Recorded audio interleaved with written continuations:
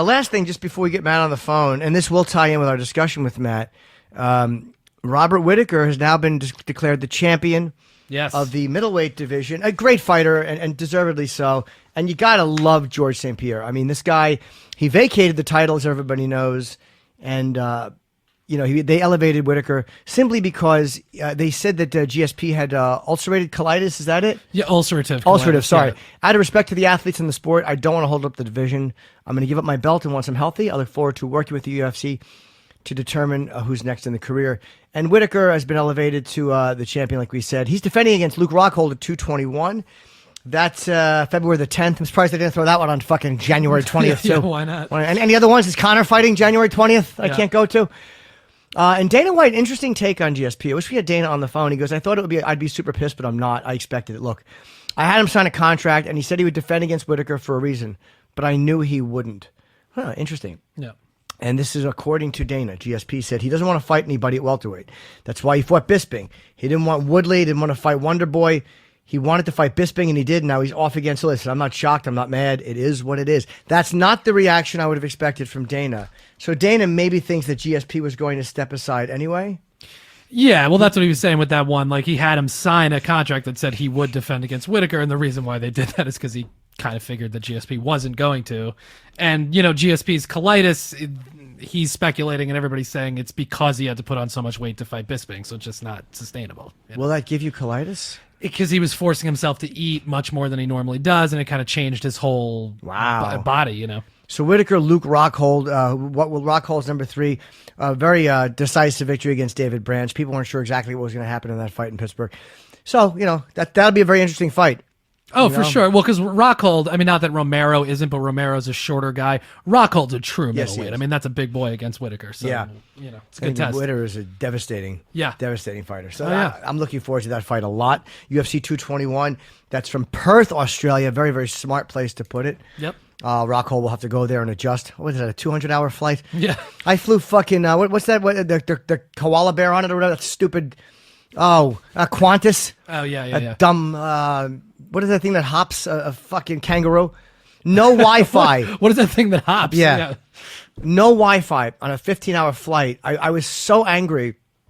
And the stupid flight attendant goes, if you're a businessman, you want to take a break from the emails. I go, is that what they tell you, how to spin it? Right. Well, to take a break, I mean, 15 hours or whatever. That's not what a break. They tell you? You're taking a day off. The businessman doesn't need to. Yeah, because that's what a businessman wants, to be away from his computer for 15 hours. No. What a horrible, horrible excuse. That's like if you get caught cheating on your wife.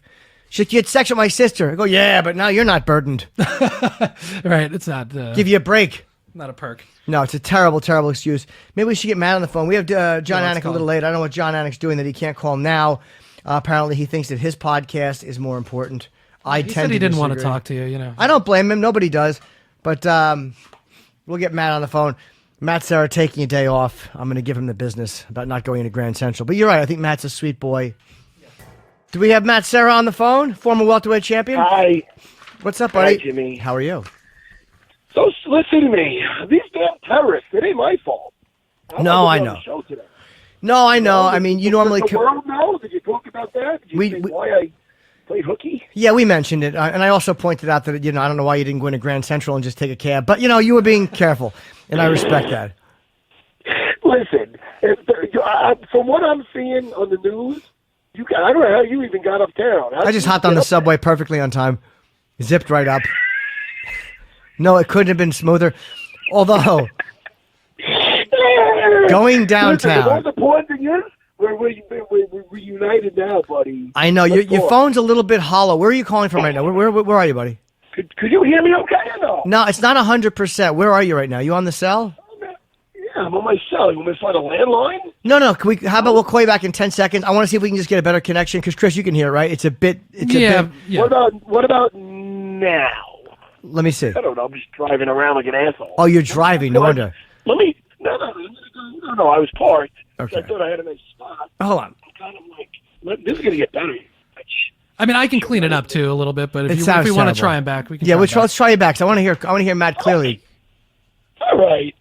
Call me right back. Okay, pal. What's up? All right. I hear Matt Serra. Hey, Matt. Is that better? It's about the same. I think Chris just didn't want to get you back on, so he's just making it messy. Do I sound clear, guys? It's okay. It's a little fuzzy, but we can hear you, and that's all that's important. How you doing? All right. How you holding up? Were you in danger this morning? We were concerned about you. I was worried about what's going on in Manhattan. Jimmy, I'm a city person. Oh, this happens all the time. You can't live in fear. It's not even that, Jimmy. It's just that I looked at the news, and then there's no train service, and the lady on the news says, if you ever had to take a day off, today's the day off because you can't go in there. So I'm like, what am I going to do? Understandable. I mean, we're just happy you're okay. We're just happy that you're fine. But yeah, you never know how the other ones are going to be affected. I have to go south after the podcast because I'm catching a flight tonight. I'm going to Dublin. By the way, the people in London, one show sold out, second one is almost sold out, and selling well in Manchester. I'm guessing a lot of them are UFC Unfiltered fans, so thank you. Dublin tomorrow night. Tonight, man, actually. Look at you. No, Wednesday night, tomorrow night. So check it out in Dublin. Not as many Dublin fans as there are fans in London. But anyway, Matt, you were in Fresno. We have not touched on the fights, despite Chris wanting to discuss them the second I sat down. Before we talk about the fights, GSP, of course, has vacated the title due to his ulcerative colitis. So you are still the last person to beat GSP. Not that matters to you. No. I mean, listen, I thought that George, I didn't know about this whole colitis thing, but I thought George would, because that definitely changes.